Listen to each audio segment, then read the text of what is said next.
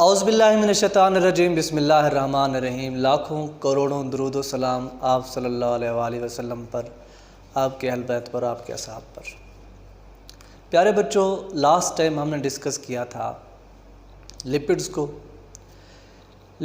भी हमने डिस्कस कर लिया था। उससे पहले हमने कार्बोहाइड्रेट को, और उससे पहले हमने इंट्रोडक्शन टू बायोलॉजिकल मॉलिक्यूल को।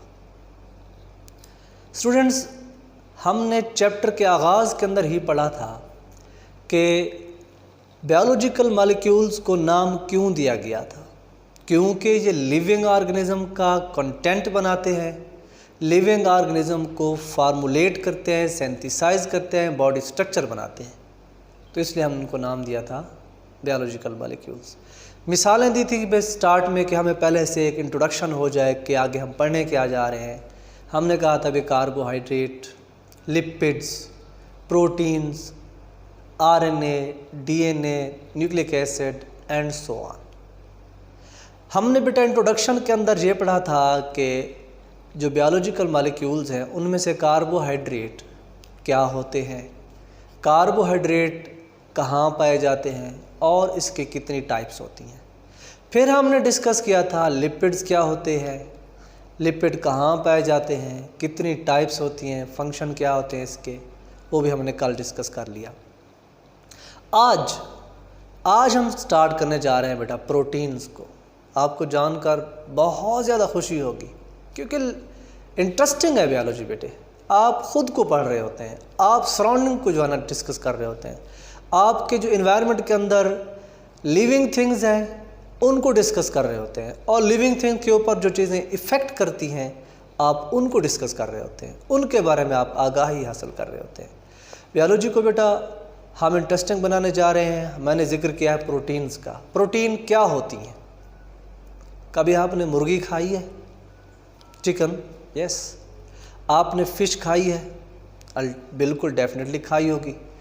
आपने मीट, बीफ या मटन या दालें, जहन में चीज़ें आ रही है ना बेटा, ये तो खाई हुई ना ज़िंदगी के अंदर और रोज़मर्रा के आपके इस्तेमाल में भी हैं। इनको बेटा हम प्रोटीन्स का नाम देते हैं। क्या नाम देंगे बेटा इसको हम? प्रोटीन्स का। अब आपकी जो पूरी बॉडी है ये तकरीबन इसका 50+ जो बेटा आपका मास है वो प्रोटीन से मिलकर बना हुआ है। प्रोटीन से बार बार प्रोटीन का जिक्र कर रहे हैं। आप लोग अपने खानों के अंदर प्रोटीन का इस्तेमाल करते हैं बेटे। आप लोग बनाए चावल, उसके अंदर आप गोश्त डाल दें, वो बिरयानी भी बन सकती है। आप लोग पकाएं, जो भी आपके जहन में आए उसके अंदर दाल मिक्स कर लेते हैं, किसी भी जो है ना आप कह सकते हैं बेटा आप डिश के अंदर प्रोटीन वाली हो जाएगी। ये बताने का मकसद ये है कि बेटे ये भी एक बायोलॉजिकल मॉलिक्यूल है जो हमारे ज़िंदगियों के अंदर एक इम्पॉर्टेंट किरदार अदा करता है। बगैर टाइम वेस्ट किए अपने लेक्चर की तरफ चलते हैं। सबसे पहले बेटा हम डिफ़ाइन करेंगे प्रोटीन्स हैं क्या। प्रोटीन्स हैं क्या? याद रखिए बेटा, ये जो लेक्चर है लेक्चर नंबर 7 हो गया। Proteins are the polymers of amino acid, polymers of amino acid containing carbon, nitrogen, hydrogen and oxygen in their structure. कि अपने साख्त के अंदर, अपने स्ट्रक्चर के अंदर कार्बन, नाइट्रोजन और हाइड्रोजन एटम्स इनके अंदर बेटा मौजूद होते हैं, जो कि दरअसल हैं क्या? पॉलीमर्स हैं अमीनो एसिड। इसका क्या मतलब है भाई? पॉलीमर्स बेटा, मर्ज कहते हैं यूनिट्स को। क्या कहते हैं? मर्ज, यूनिट को। पोली बहुत सारे यूनिट्स, मतलब इसका कि अमीनो एसिड के बहुत सारे यूनिट जब आपस में कंबाइन होते हैं, ठीक है, बहुत सारे यूनिट जब आपस में कंबाइन होते हैं तो एक नई साख्त बनती है, एक नया स्ट्रक्चर बनता है जिसको हम नाम देते हैं प्रोटीन का। बिल्कुल पुरसुकून होकर सुनिए बेटे, बिल्कुल आसान सा लेक्चर है, टेंशन वाली कोई बात नहीं है। आप क्वेश्चन कीजिएगा बेटा, लेक्चर आपका मुकम्मल हो जाए।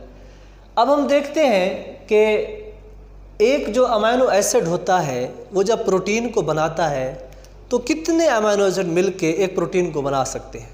एक क्वेश्चन आता है। हम बात कर रहे हैं पॉलीमर्स की ना बेटे, तो आपके जहन में क्वेश्चन आया होगा कि 1, 2, 3, 4 कितने अमीनो एसिड हो सकते हैं जो एक प्रोटीन को बनाए। तो बेटा सिंपल सा आंसर है, वेरी फ्यू टू 3000 कि कुछ 2-4 अमीनो एसिड, 2 अमीनो एसिड के मिलने से भी बेटा प्रोटीन बन सकती है, 3 अमीनो एसिड के मिलने से भी प्रोटीन बन सकती है, हत्ता के 3000 अमीनो एसिड भी मिले तो एक प्रोटीन को बनाएंगे। और प्रोटीन स्ट्रक्चर के लिहाज से, साख्त के लिहाज से, नंबर ऑफ अमीनो एसिड के लिहाज से मुख्तलिफ होती है बेटे। वो हम इसकी टाइप्स में, क्लासिफिकेशन में अगले लेक्चर में पढ़ेंगे। फिर देखते हैं बेटे, most abundant in organic compound cells. ज़बरदस्त बात कर रहा है कि ऑर्गेनिक कंपाउंड जो सेल्स होते हैं, लिविंग ऑर्गेनिज्म की बात कर लेते हैं, तो उनके अंदर जो बेसिक कॉन्स्टिट्यूएंट है बेटा, जो बेसिक अज्जाए तरकीबी है प्रोटीन के लिहाज से, वो अमीनो एसिड है। अब यही अमीनो एसिड हम कहते हैं जब सेल मेम्ब्रेन बेटा बनती है सेल की, तो उसके अंदर भी प्रोटीन मौजूद होती है, डेफिनेटली वहाँ पर अमीनो एसिड मौजूद है। पढ़ के आ रहे हैं प्रोटीन को, डेफिनेशन क्या है प्रोटीन की, polymers of amino acid are called protein containing hydrogen, carbon, nitrogen in their structure. Clear हो गया। फिर हम देखते हैं बेटे कि 50% of total dry weight of the body, ये एनिमल्स का बेटा हमने अभी डिस्कस किया है कि 50% तक जो टोटल बॉडी वेट होता है बेटा, ड्राई वेट जिसे कह रहे हैं, अगर एक जानदार है उसकी हड्डियाँ निकाल दें, उसके अंदर ब्लड निकाल दें, उसके अंदर से पानी निकाल दें, तमाम तर बाकी चीज़ें निकाल दें, जो बाकी वेट बचेगा वो 50% तक हो सकता है बेटा, वेरी करता है, 50% तक वो प्रोटीन हो सकती है उस जानदार की बॉडी के अंदर। क्लियर हुआ। फिर हम देखते हैं बेटा, ये जो अमीनो एसिड की हम बात कर रहे हैं, नेचर के अंदर कुदरती तौर पे कितना पाया जाता है बेटा, कितनी टाइप्स के पाए जाते हैं? अगर देखा जाए तो टोटल जो टाइप्स हैं बेटा वो इसकी 170 है, 170 टाइप्स अमीनो एसिड की पाई जाती हैं। टाइप्स खुद सोचें, एक टाइप नहीं, 170 किस्म की अक़साम के अमीनो एसिड पाए जाते हैं। फिर हम देखते हैं ओनली 20 प्रोटीन्स फार्मूलेशन के अंदर हिस्सा लेते हैं, कि 20 अमीनो एसिड होते हैं जो प्रोटीन की फार्मेशन में हिस्सा लेते हैं, मगर उन 20 में से भी जो आपकी रोज़मर्रा ज़िंदगी के अंदर अब्ज़ॉर्ब होने वाले प्रोटीन्स है वो सिर्फ 20 अमीनो एसिड से बनती है। बड़ा ट्विस्ट ले रहा है कि भाई 170 अक़साम के टोटल MCQs हैं, तो आप क्लियर हो जाए बेटा। अगर टोटल अमीनो एसिड की बात करें तो आपने टिक करना है 170 के ऊपर। अगर वो कहे कि कितने अमीनो एसिड है तो जो प्रोटीन को बनाते हैं, बेसिक बात कर दे, तो आपने कहना है 25। अगर वो कहे कि मोस्ट ऑफ द प्रोटीन्स बनती हैं, तो आपने बताना है 20 अमीनो एसिड इस्तेमाल होंगे इसके अंदर। मोस्ट का जब लफ्ज़ इस्तेमाल हो जाए, तो ऑप्शन में भी 20 खड़ा, तो आपने ऑप्शन 20 को लगाना है बेटे। तो MCQs के लिहाज से भी क्लियर हुआ। 170 टोटल हो जाती हैं, 25 उस 170 में इस्तेमाल होते हैं, लेकिन जो बेसिक और मोस्ट ऑफ द प्रोटीन्स बनाते हैं वो 20 अमीनो एसिड्स होंगे। क्लियर हुआ। अगेन चलते हैं, अगला जो टॉपिक है बेटा हमारे पास वो है स्ट्रक्चर ऑफ अमीनो एसिड।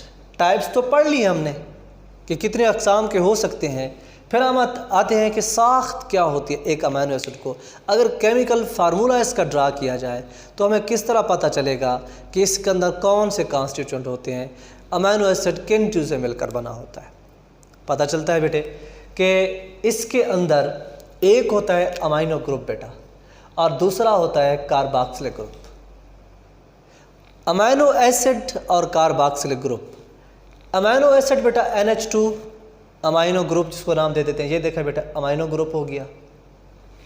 उसके बाद है कार्बोक्सिलिक ग्रुप COOH। इसको हम बेटा इस तरह से भी लिख सकते हैं, C+OH, इसको हम इस तरह से भी लिख सकते हैं। लिहाजा ये जो कार्बन आप देख रहे हैं इसको हम नाम देते हैं अल्फ़ा कार्बन। सेंट्रल पोजीशन पे मौजूद जो कार्बन है उसको नाम देते हैं हम अल्फ़ा कार्बन। और आप जो स्ट्रक्चर देख रहे हैं R, इसका मानी क्या है बेटा, ये फंक्शनल ग्रुप है। इसके अंदर हम कार्बन हाइड्रोजन या कार्बन हाइड्रोजन का कम्बिनेशन से, मिसाल के तौर पर CH3 लगा सकते हैं, हाइड्रोजन भी लगा सकते हैं। अब इसकी तब्दीली, इस पर जो भी मॉलिक्यूल लगेगा उसी के लिहाज से अमीनो एसिड का एक नाम फार्मूलेट होगा। फॉर एग्जांपल हम कहते हैं बेटा, वो कहते हैं amino acid differ due two types of R group, कि बेटा R ग्रुप के ऊपर जो टाइप लगाएंगे हम अगेन कह रहा हूँ बेटा, अगर हाइड्रोजन लगाएं तो कौन सा अमीनो एसिड बनेगा, अगर हम CH3 लगाएं तो कौन सा अमीनो एसिड लगेगा। Let discuss. बेटा वो कहता है अगर R हाइड्रोजन हो, मिसाल के तौर पर वो कहता है इस जगह पर हम R लगा दें, अल्फा कार्बन के ऊपर R वाली जगह पर हाइड्रोजन लगा दें, तो अब इसका नाम क्या होगा। वो कहता है बेटा इसका नाम होगा ग्लाइसिन। क्या अगेन बेटा रिपीट कर रहा हूँ, तवज्जो कीजिएगा। ये हमारे पास मौजूद है अमीनो एसिड, इसका एक अमीनो ग्रुप बेटा लगा हुआ है, तो उसके साथ साथ कार्बोक्सिलिक ग्रुप लगा हुआ है। ये है सेंट्रल कार्बन जिसको हम अल्फा कार्बन कह रहे हैं। अल्फा कार्बन के नीचे लगा था R जिसको हम फंक्शनल ग्रुप का नाम दे रहे थे, और R स्पेसिफाई करता है कि R की जगह पे कौन सा एटम या मॉलिक्यूल आके लगेगा। हम कहते हैं हम हाइड्रोजन एटम लगा देते हैं। अगर हम हाइड्रोजन एटम लगाते हैं R की जगह पे तो वो बन जाता है एक अमीनो एसिड जिसका नाम होता है ग्लाइसिन। अब ये बन गया ग्लाइसिन। सिमिलरली अगर वो कहता है इसी R की जगह हम लगा दें CH3 बेटा, क्या लगा दें CH3। अब देखें हाइड्रोजन की जगह अब हमने CH3 लगा दिया, ऑटोमेटिकली ये जो अमीनो एसिड है चेंज हो गया इसका नाम, और ये तब्दील हो जाएगा एलानिन के अंदर। पहला क्या था बेटा ग्लाइसिन, और जहाँ पर अगर हमने हाइड्रोजन लगाए तो फिर लगाते हैं CH3 तो बन जाता है एलानिन। MCQs के लिहाज से बहुत इंपॉर्टेंट है, शार्ट क्वेश्चन के लिहाज से बहुत इंपॉर्टेंट है। शार्ट क्वेश्चन आता है draw a structural formula of amino acid, तो आपने ये ड्रा करना होगा। अगर वो कहता है कि स्ट्रक्चर फार्मूला को ड्रा करते हुए हमें 2 अमीनो एसिड बना के बताएं कि एलानिन क्या होता है, ग्लाइसिन क्या होता है, तो फिर आपने बेटा फंक्शनल ग्रुप लगाना है यहाँ पर R की जगह पर अगर हाइड्रोजन लगाएंगे तो ग्लाइसिन बन जाएगा, R की जगह पे आप CH3 लगाएंगे तो वो बन जाएगा एलानिन। तो ये है एक स्ट्रक्चर ड्रा करने का फार्मूला, तो हम इसको जनरल फार्मूला भी कह सकते हैं। फिर देखते हैं बेटे हमारे पास एक और टॉपिक आता है जिसको हम नाम देते हैं पेप्टाइड लिंकेज। अब ये कौन सी बला है जी, वेरी इंटरेस्टिंग कि बेटा कार्बन और नाइट्रोजन के दरमियान जब अमीनो एसिड मुख्तलिफ अमीनो एसिड मिलते हैं तो कार्बन और नाइट्रोजन का जो है ना एक बांड बनता है जिसको हम नाम देते हैं पेप्टाइड बांड या पेप्टाइड लिंकेज। अब इसी पेप्टाइड लिंकेज की वजह से ही प्रोटीन फार्म होंगे, प्रोटीन की सिंथेसिस होगी। Let us discuss in detail.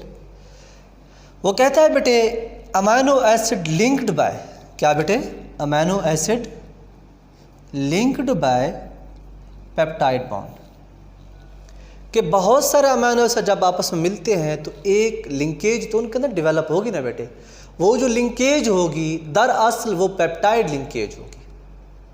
किस तरह से हम जानते हैं कि बेटा, और जब वो पेप्टाइड लिंकेज बनेगी वो लीड करेगी प्रोटीन की सिंथेसिस को। अमीनो एसिड उसके साथ दूसरा अमीनो एसिड फिर तीसरा amino acid and so on, जितने अमीनो एसिड मिलते चले जाएंगे पेप्टाइड लिंकेज बनते चले जाएंगे और आखिरकार प्रोटीन की फार्मूलेशन हो जाएगी। फिर वो कहता है कि डिस्कस करते हैं ये किस तरह बनता है बेटे। Again as amino acid as amino group of one amino acid. बेटा ये हमारे पास एक अमीनो एसिड है, वो कहता है कि इसका अमीनो ग्रुप, क्या बेटा इसका amino group reacts with the carboxylic group of another amino acid. इधर देखें बेटे, ये हमारे पास क्या है एक कार्बोक्सिलिक ग्रुप हो गया बेटे, और ये क्या है अमीनो ग्रुप हो गया। रिपीट करेंगे बेटा इधर, फिर अगेन भी हम इसको डिस्कस करेंगे कि amino group of one amino acid reacts with carboxylic group of another amino acid, they liberate one molecule of water. क्या खारिज करते हैं बेटा, एक पानी का मॉलिक्यूल खारिज होता है, और वो जब पानी का मॉलिक्यूल खारिज होगा वो कैसे बनेगा। देखें बेटे OH comes from one amino acid and H, अब कार्बोक्सिलिक ग्रुप से क्या आएगा हाइड्रोक्सालाइन आएगा, OH ग्रुप आएगा। अमीनो ग्रुप से क्या आएगा हाइड्रोजन। अब इन दोनों के रिएक्शन की वजह से क्या बनेगा बेटा वाटर। तो ये देखें एक दो अमीनो एसिड बने, इसका मतलब एक पेप्टाइड बॉन्ड बना, एक प्रोटीन डेवलप हुई। सिंपल सी बात है बेटा, आप इसको सुनते हैं। फिर हम देखते हैं कि ये जो पेप्टाइड बॉन्ड हो रहा है, बार बार इसको डिस्कस करें, इसी को डिटेल में बयान कर देते हैं। Let's see. अब वो कहता है कि linkage between carbon of carboxylic group, linkage between carbon of carboxylic group and one amino acid, एक अमीनो एसिड के कार्बोक्सिलिक ग्रुप से कार्बन का लिंकेज। फिर दूसरा भी, and nitrogen of amino group of next amino acid, nitrogen of amino group of nitrogen of amino group of next amino acid, then combine they will form a peptide linkage. एक बार फिर से repeat करते हैं बेटा। वो कहता है कि हमारे पास दो पेप्टाइड, दो अमीनो एसिड्स हैं। क्या है बेटा? हमारे पास दो अमीनो एसिड्स हैं। अब उन दो अमीनो एसिड के अंदर हमने कहा दोनों के अंदर अमीनो ग्रुप भी मौजूद है और कार्बोक्सिलिक ग्रुप भी मौजूद है। देखिए बेटे, वो क्या कह रहा है? कार्बन ऑफ कार्बोक्सिलिक ग्रुप, किसका बेटा? Carboxylic group, and nitrogen of amino group जब आपस में रिएक्ट करेंगे तो क्या बनेगा? Peptide linkage. सिंपल सी बात कह दी मैंने। अच्छा, पेप्टाइड लिंकेज बनेगा। अगेन बेटा हम इसी को बार बार जो है ना डिस्कस कर रहे हैं। अब इसी को एग्जांपल के तौर पर ले लेते हैं। मिसाल के तौर पर वो कहता है कि ग्लाइसिन है एक बेटा अमीनो। बेटा हम बता रहे हैं कि एग्जांपल के अंदर कि ग्लाइसिन और एलानिन जब दोनों मिलती हैं, ग्लाइसिन भी एक अमीनो एसिड है, इसी तरह से एलानिन भी एक अमीनो एसिड है, तो ये बनाती हैं ग्लाइसाइल एलानिन। क्या बेटे? ग्लाइसाइल एलानिन, जो कि एक डाइपेप्टाइड है बेटा, जो कि क्या है बेटा? डाइपेप्टाइड है। हमने पहले भी आपको बताया, रिपीट किया है कि ये हमारे पास एक अमीनो एसिड है। जनरल फार्मूला देखें तो बेटा हमने जनरल फार्मूला के अंदर बताया था अल्फ़ा कार्बन के साथ R होता है। अगर इसी R की जगह पे हम लगाएं हाइड्रोजन तो वो बन जाता है ग्लाइसिन। अगर इसी R की जगह पे हम लगाएं CH3 तो वो बन जाता है एलानिन। जब हम दोनों को रिएक्ट करवाएंगे तो बनेगा बेटा हमारे पास ग्लाइसाइल एलानिन, जो कि एक डाइपेप्टाइड है, जो कि एक प्रोटीन है। ठीक हो गया बेटे? इस तरह से नेक्स्ट जो डाइपेप्टाइड है वो क्या अभी हमने पढ़ा है बेटा? ग्लाइसिन एंड एलानिन, जो हमने रिपीट किया है, combine together to form acyl glycine, जो कि एक डाइपेप्टाइड है। Glycyl alanine has two amino acid की वजह से हम कह रहे हैं कि डाइपेप्टाइड है। डाइपेप्टाइड क्या है? A dipeptide has an amino group. Amino group क्या होगा बेटा? NH2 एक साइड पे बेटा at one end, and a carboxylic group COOH, या हम बताते हैं इस तरह से हम इसको लिखते हैं बेटा, carboxylic group at other and. क्यों लिख रहे हैं इसको? कि बेटे NH2 भी रिएक्टिव साइट है और कार्बोक्सिलिक ग्रुप भी एक रिएक्टिव साइट है। अगर हम कहें कि इसके साथ हम रिएक्ट करवाते हैं जब अमीनो ग्रुप को, तो भी रिएक्शन हो जाता है। अगर इस अमीनो ग्रुप के साथ कार्बोक्सिलिक ग्रुप को रिएक्ट करवाएं तो भी रिएक्शन हो जाता है। तो इसलिए कह रहे हैं these are the both reactive site. फिर so both are reactive site and available for the formation of further peptide bonds. जिस तरह से बेटा कार्बोक्सिलिक ग्रुप जहाँ पे मौजूद होगा, अमीनो ग्रुप उसके साथ जाकर रिएक्ट करेगा और क्या बनता चला जाएगा? पेप्टाइड बॉन्ड बनता चला जाएगा। इसी तरह से वो कहता है अगर हमने डाइपेप्टाइड को डिस्कस कर लिया तो ट्राइपेप्टाइड तो बना सकते हैं जिसके अंदर 3 अमीनो एसिड हो। टेट्रापेप्टाइड भी बना सकते हैं जिसके अंदर 4 अमीनो एसिड हो। पेंटापेप्टाइड भी बना सकते हैं जिसके अंदर 5 अमीनो एसिड हो। Hexa 6 amino acid, hepta 7 amino acid, octa 8 amino acid, nano wise से कहते हैं 9, एंड ऑक्टा जो होगा हमारे पास डेका जिसको हम नाम कहते हैं 10 अमीनो एसिड, एंड आखिरकार हम कह देते हैं पॉलीपेप्टाइड। जो आप गिन ना सकें या 3 से ज़्यादा हो जाएं तो आप उसको नाम डाल सकते हैं कि पॉलीपेप्टाइड। बेटा पॉलीपेप्टाइड हम बना सकते हैं और वो जो पॉलीपेप्टाइड बॉन्ड्स होंगे आखिरकार किसको जाके बनाएंगे? एक प्रोटीन को बनाएंगे। प्रोटीन हमने कहा था कि a few amino acid to 3000 amino acid जब मिलते हैं तो एक प्रोटीन जाके बन सकती है। और वो प्रोटीन्स मुख्तलिफ होंगी, स्ट्रक्चर के लिहाज से भी, शेप के लिहाज से भी, नंबर ऑफ अमीनो एसिड के लिहाज से। बेटा तो ये थे जस्ट हमारे पास आज का इंट्रोडक्शन, जिसके अंदर हमने पढ़ा प्रोटीन, उसके अंदर सब यूनिट किसके होते हैं? अमीनो एसिड के होते हैं, और उसके साथ साथ पेप्टाइड बॉन्ड क्या होता है, जनरल फार्मूला हमने अमीनो एसिड का पढ़ा। इंशाअल्लाह ताला टाइप्स और क्लासिफिकेशन ऑफ अमीनो एसिड के साथ और उसके साथ प्रोटीन के साथ हम नेक्स्ट लेक्चर में हाजिर होंगे। तब तक के लिए अल्लाह हाफिज़।